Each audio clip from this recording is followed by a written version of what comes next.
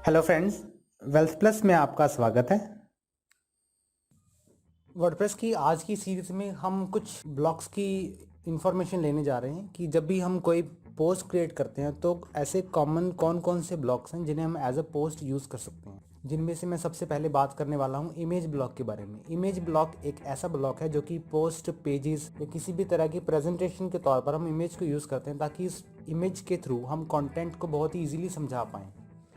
तो मैं शुरुआत करता हूँ एक ब्लॉक ऐड करने से। ब्लॉक ऐड करने के लिए आपको सिंपली क्या करना है, यहाँ पे किसी भी पैराग्राफ पर एंटर करें, या अगर आपके पास पैराग्राफ नहीं है, कोई सिंपल ब्लॉक है, तो आप इस पर राइट क्लिक करके मोर ऑप्शंस पर एंड देन इंसर्ट आफ्टर पर क्लिक कर सकते हैं। आपका नया ब्लॉक ऐड हो जाएगा। अगर आपके पास पूरी की पूरी पोस्ट में किसी भी तरह का ब्लॉक नहीं है तो आपको सिंपली हेडिंग पर एंटर कर देना है, तो आपका ऑटोमेटिकली ये जो ब्लॉक है वो क्रिएट हो जाएगा।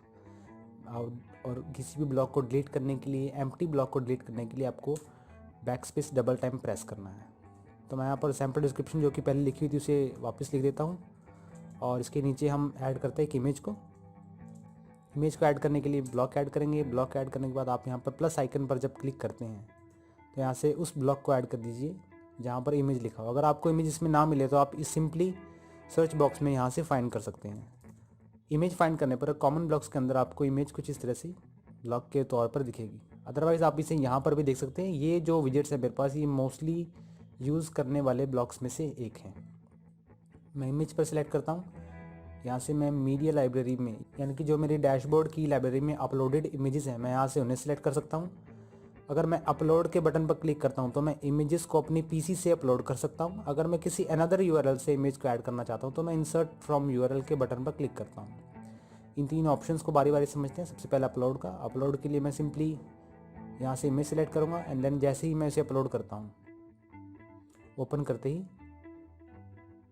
इमेज कुछ इस तरह से मुझे विजिबल होनी शुरू हो जाएगी। इसके बाद दूसरे तरीके की ओर चलते हैं। दूसरा तरीका, मैं इसे रिमूव को ब्लॉक करता हूँ। मैं ब्लॉक को रिमूव करके सेकेंड स्टेप की ओर बढ़ता हूँ। इमेज ऐड करेंगे। अब बारी है मीडिया लाइब्रेरी से ऐड करने की, जो कि आपने प्रीवियस लेक्चर्स में भी देखा। इस इमेज को सिंपली सिलेक्ट करके कुछ इस तरह से ऐड करता हूँ एंड देन उस ब्लॉक को भी डिलीट करके मैं अपने लास्ट ऑप्शन की तरफ बढ़ता हूँ। लास्ट ऑप्शन में इंसर्ट फ्रॉम यूआरएल। किसी अनदर यूआरएल से अगर मैं इमेज को दिखाना चाहता हूँ तो मुझे वो यूआरएल यहाँ पेस्ट करना है। अनदर यूआरएल से ट्रांसफ़र करने के लिए आपको क्या करना है, मैं यहाँ पर पिक्सल्स, जो कि रॉयल्टी फ्री पिक्स प्लेटफॉर्म है, इसके अंदर कई सारे फ़ोटोज़ मेरे पास अवेलेबल है और वेबसाइट पर आप उसे यूज़ कर सकते हैं। मैं इनमें से किसी भी एक पिक्चर को ओपन करता हूँ एंड राइट क्लिक करके कॉपी इमेज एड्रेस क्लिक करके उस पोस्ट पे वापस जाता हूँ और इस यूआरएल को वहाँ पेस्ट कर देता हूँ सिंपली, और अप्लाई करते ही आपकी जो इमेज है वो इस तरह से दिखने लगेगी आपको। तो ऐसे आप इमेजेस को ऐड ऑन कर सकते हैं।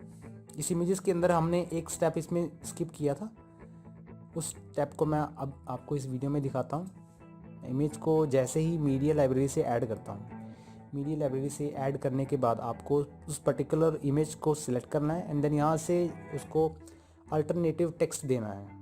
अल्टरनेटिव टेक्स्ट देने का मतलब कि अगर किसी रीज़न से आपकी फ़ोटो लोड नहीं होती तो वो फ़ोटो को जानने के लिए एक विजिटर को ये भी जानना ज़रूरी है कि उस फ़ोटो के अंदर ऐसा क्या है कि वो उसे देख के समझ पाए, और ये पहचानने के लिए कि अगर HTML फॉर्मेट में आपकी वेबसाइट ओपन होती है तो इमेज की जगह ये अल्टरनेटिव टेक्स्ट आएगा।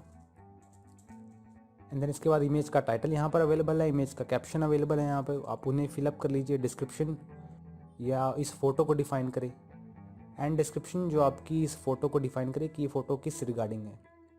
उसके बाद आप चाहे तो उस लिंक को भी पेस्ट कर, उसके बाद आपको ये लिंक दिया गया है इमेज का, एंड देन आप इमेज को इंसर्ट करेंगे।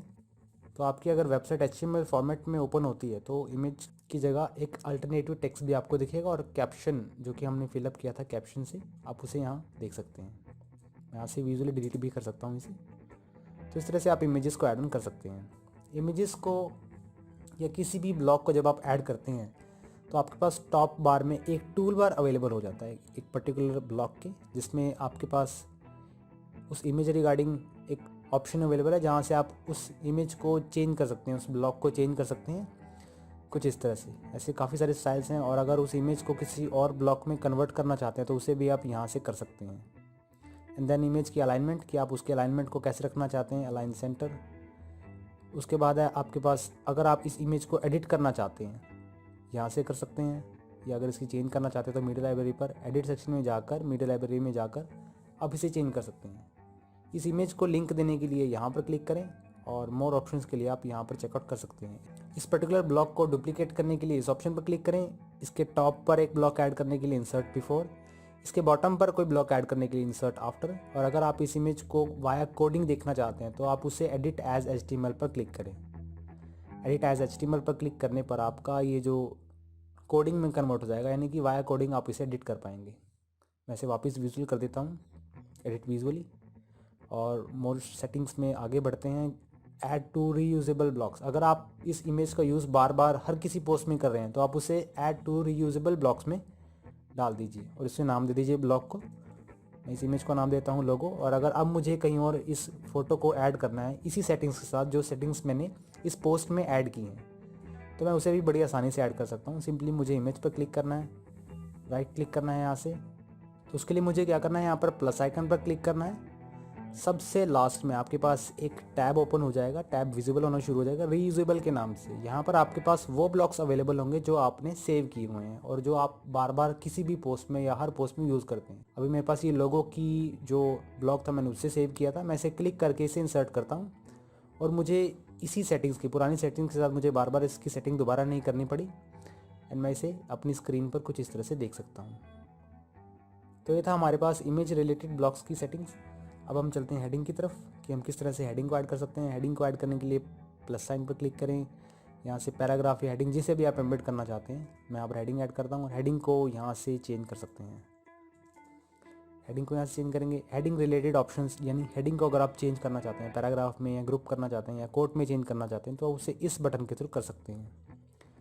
अगर आप इसकी स्टाइलिंग को हेडिंग 2 से हेडिंग 4 करना चाहते हैं तो उसे भी कर सकते हैं। हेडिंग 4 से क्या होगा, आपकी जो हेडिंग है इसकी इंपॉर्टेंस कम हो जाएगी, इसका साइज़ थोड़ा कम हो जाएगा। इसकी अलाइनमेंट को यहाँ से चेंज कर सकते हैं, लेफ़्ट राइट सेंटर, इसे अंडरलाइन कर सकते हैं।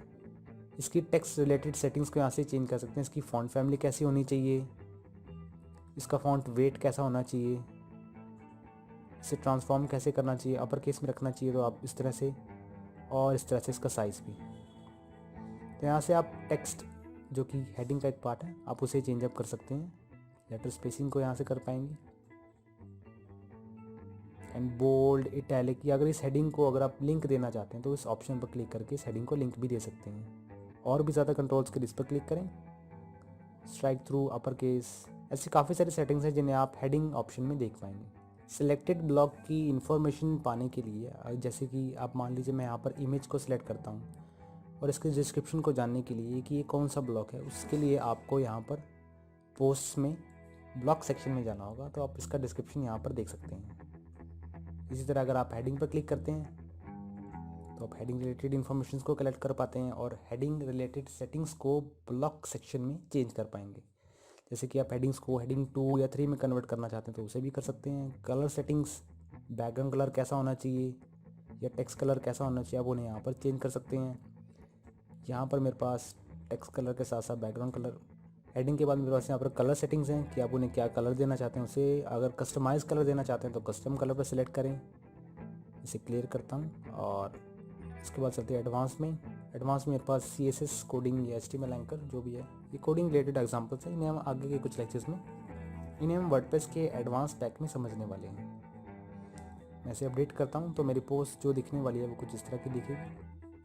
क्लिक करके मैं इसका प्रीव्यू देखता हूँ तो पोस्ट मुझे ऐसी दिखेगी, simply image and then reusable block and then heading. तो बाकी सारे ब्लॉक्स को हम इसमें प्लस साइन पर क्लिक करके चेकआउट कर सकते हैं। अगर आपको इनमें से किसी भी ब्लॉक की डीप में इंफॉर्मेशन चाहिए तो प्लीज़ हमारी कंपनी से कांटेक्ट करें और इसकी एक पर्टिकुलर ट्रेनिंग के लिए आपको हमें मेल करनी होगी, या किसी भी तरह की वर्डप्रेस रिलेटेड डाउट्स के लिए आप इस सर्च बॉक्स में दिए गए नंबर पर कॉल करके किसी भी तरह की इन्फॉर्मेशन पा सकते हैं।